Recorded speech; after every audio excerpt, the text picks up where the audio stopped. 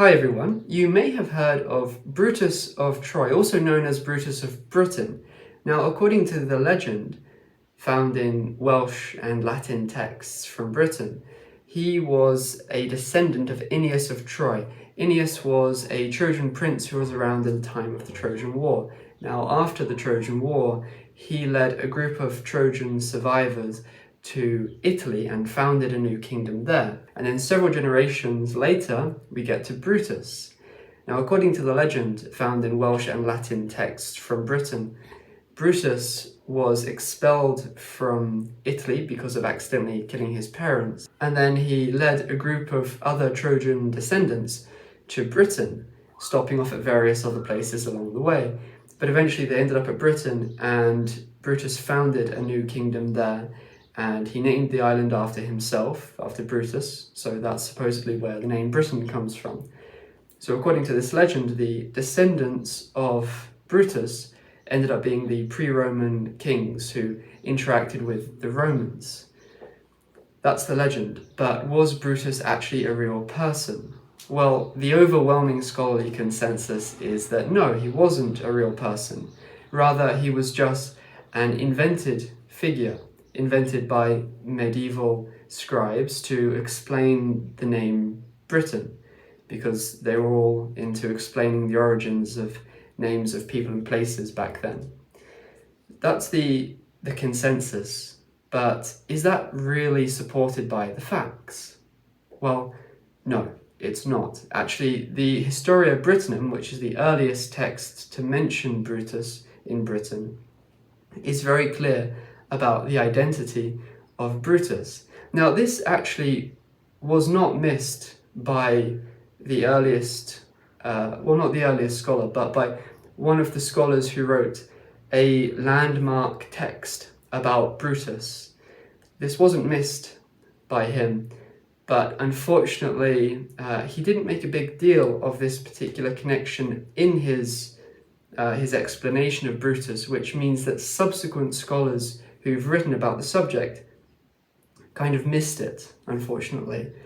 And so nowadays, pretty much all scholarly writings about it don't make any mention of this connection with a historical figure, but the earliest landmark text about it did include this connection. So I'm trying to revive it.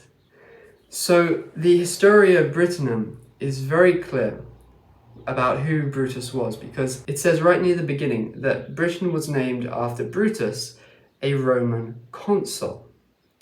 So he was a consul, although there are various consuls called Brutus. But then it also goes on to refer to Brutus, the first to hold the consulship. So who was the first Roman consul according to Roman records? Well, it was Lucius Junius Brutus. He was actually a co-consul. He had a partner as well, but he's widely recognized as being the first Roman consul because he was the most prominent one. So Lucius Junius Brutus is very clearly identified in the Historia Britam as being the Brutus that the text is describing. And it makes this even more obvious by the fact that it also tells us when this Brutus lived. In the same passage that refers to Brutus the first to hold the consulship, it refers to him as being as living 1,000 years after the Exodus. So the Exodus from the Bible is placed in biblical chronology in about 1,500 BCE. Now, 1,000 years later obviously takes us to about 500 BCE, which is exactly the era in which these Roman records place Lucius Junius Brutus.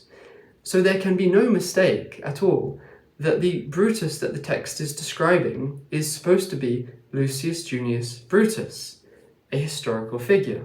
Now, that doesn't necessarily mean that this proves that Brutus actually sailed from Italy to Britain. That's another issue entirely. However, it does demonstrate that the Brutus of the text, Brutus of Troy or Brutus of Britain, was a historical figure. He was simply Lucius Junius Brutus. Now, obviously, the legend that we find in the Historia Britam and later texts is very different from the story of Brutus that we find in Roman records about Lucius Junius Brutus. Nonetheless, they do share various key similarities, and not just similarities about them themselves, but also about certain family members as well. I believe that Brutus's son, Locrinus, and also his cousin, Turnus, in the Welsh tale of Brutus, can be identified from Roman records concerning the associates of Lucius Junius Brutus.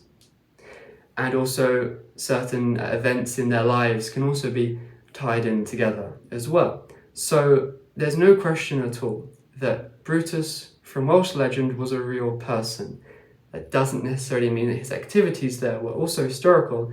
However, in my book, my upcoming book, which has just recently had its cover revealed, I make a strong argument, well, I believe it's strong obviously, but I make an argument that the historical, linguistic, archaeological, and even genetic evidence supports the conclusion that this legend of Brutus leading a migration from Italy to Britain is based in historical fact. So my book comes out next year in April, and I'll post a few more previews until then.